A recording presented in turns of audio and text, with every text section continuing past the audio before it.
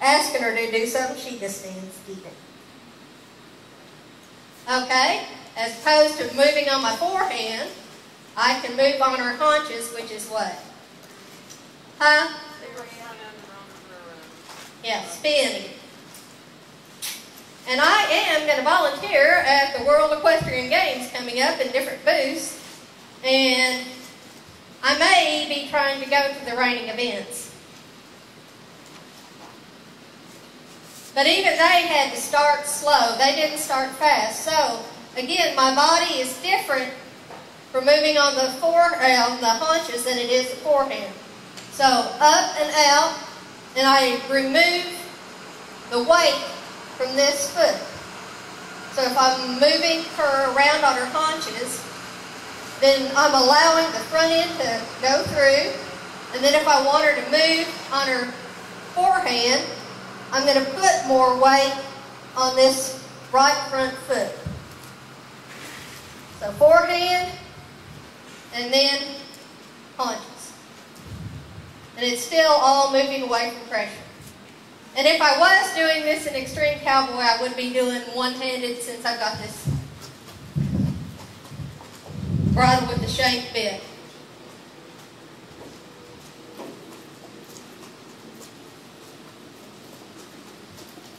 We've got lots of toys in here to play with. And Tracy is going to do it with more speed. But we want to think about, if we were going to compete in Extreme Cowboy, we would want to be able to canter. And we want to think about being on the left lead, if we need to. Relax. And cantering on the right lead. And what we're doing here is we want to think everything is about our body. Same thing with the backing up. Where my body was backing up. Ooh. So if I'm cantering on my right lead, my body is in the right lead. I hear a lot of people tell me, well, my horse won't canter on its left lead, and that's simply because their body isn't cantering on its left lead either. And then, whoa, she's already figured out this is a good stopping place. Relax here, she says, all right. But that's why I had the hay over here, so she could relax and kind of get used to you all filtering in. So I actually had a reason for them to be eating over here next to the fence. There's Maggie! So, getting her used to obstacles. So instead of actually going right into doing the obstacles, we can go around them and let them see them. Huh. Larry, you want to just go ahead and take her on the ground? Now that I've turned 50, I think I'm getting wiser. I refuse to get older. But I used to would ride my horses through anything.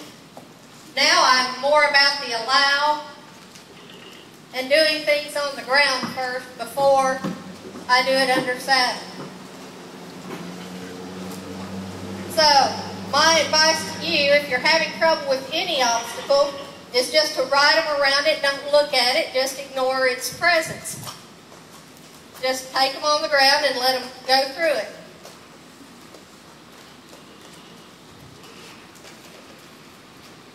And Revelation over there, Bud, used to be terrified of any kind of ball until he found feed on it. So once he found the feed and he thought that the balls would actually poop sweet feed.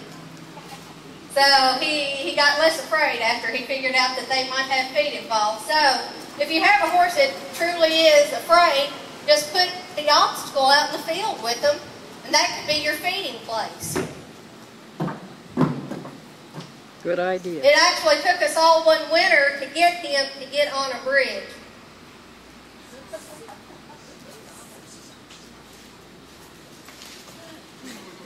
And at the World Show, that was the one thing that Traveling Time wouldn't do with her youth rider, was go through that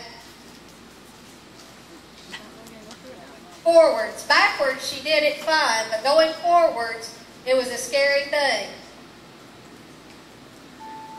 One of the other techniques too, Linda, if you have a horse that's having trouble going through something, you've got the luxury of having somebody with you that has a horse that will do all the obstacles. For instance, like a tarp or a water obstacle or something like that, you can use the escort system, which we like to use a lot because horses are herd animals. And if they say, oh, if he'll go through it, I can do it. So we usually will put them right up next to him or behind them and take the horse that's solid, take them through the obstacle and let that one that's a little leery about it follow them through. And 9 times out of 10, that'll get one to go through something that you're having trouble with. Right, and in that case, if we wanted to, we could actually make it less threatening by pulling it apart and then bringing it closer. But definitely, if you've got a horse that's real good at it, the other horse will think, well, that thing didn't eat it, it might not eat me either. So, good. And praising them for doing the right thing so they know when they've done the right thing is important. Like, I can just kind of let her relax after she goes through the cavaletics without actually stepping on them. Where Revelation over there, who's not involved with this, he might not step on it, and it's because he's totally afraid. He's afraid of anything that's in between his legs. So, do I want him at 15 to have to think about forcing him through things that he doesn't like, or do I want him to go ahead and do the things that he's great at?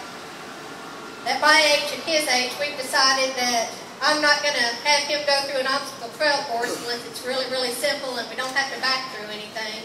And then he'll do water glass and egg and spoon and equitation and anything else for me. By me not doing anything or stopping what I'm doing for not stepping on the pole. But that doesn't come overnight either. And then the bridge, sometimes if it's a problem,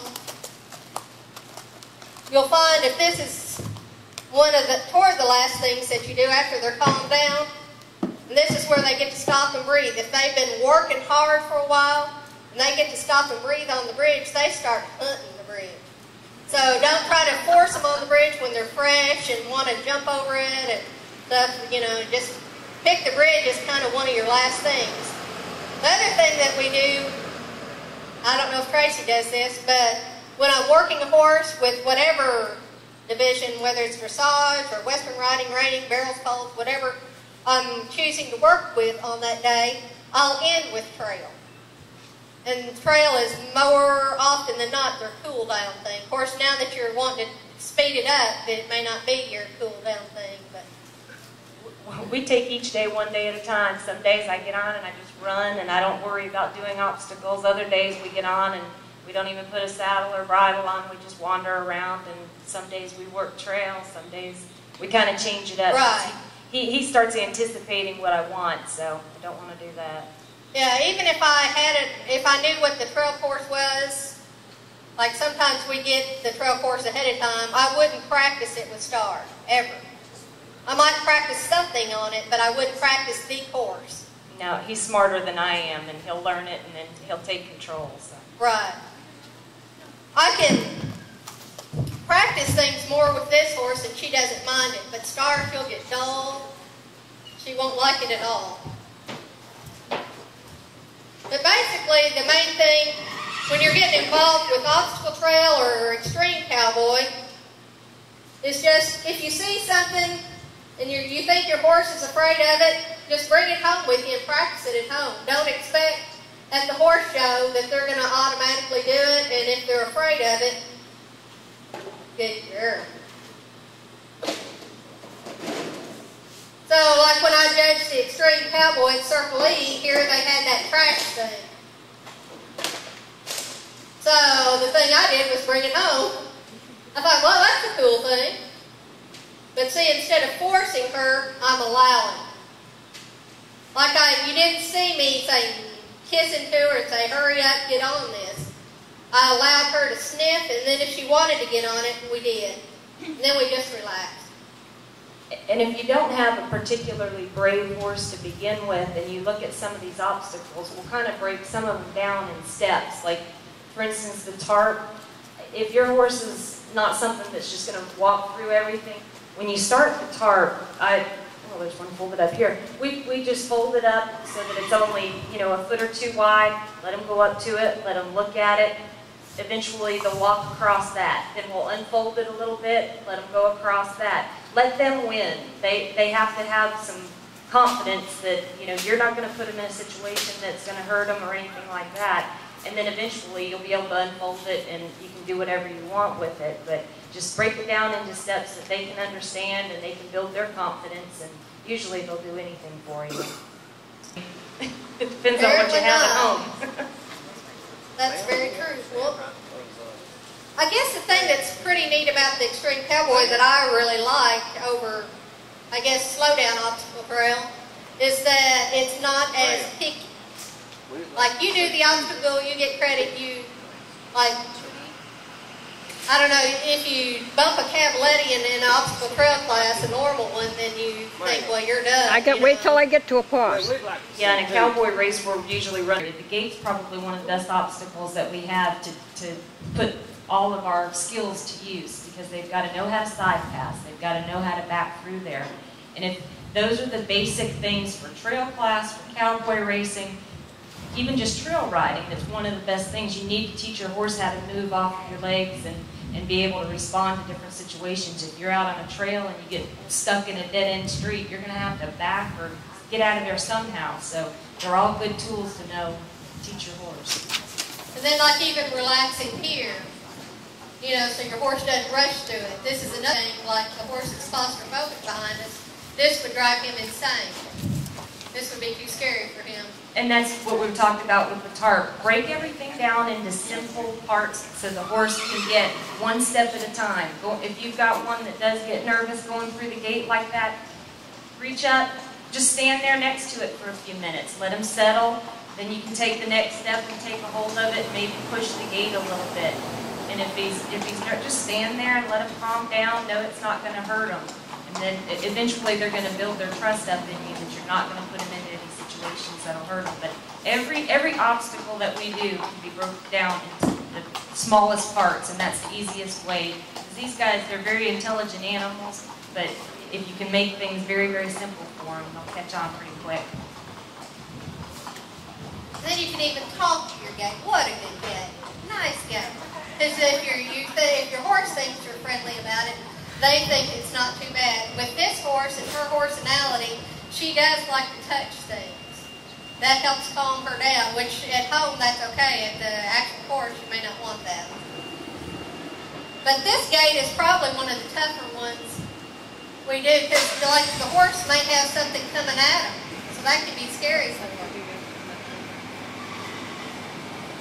This horse is making it look easy, and it's not so easy for sure. Some horses tell you whether they want it to be a right-hand push, a left-hand push, back through. At one of the world shows that I really did want to win because I hadn't won obstacle trail before, it said to have the gate in your right hand, and then all of a sudden I looked up and the gate was in my left hand. I said, oh, what are you doing there? We ended up getting second, but it's just like, you're supposed to be in my other hand.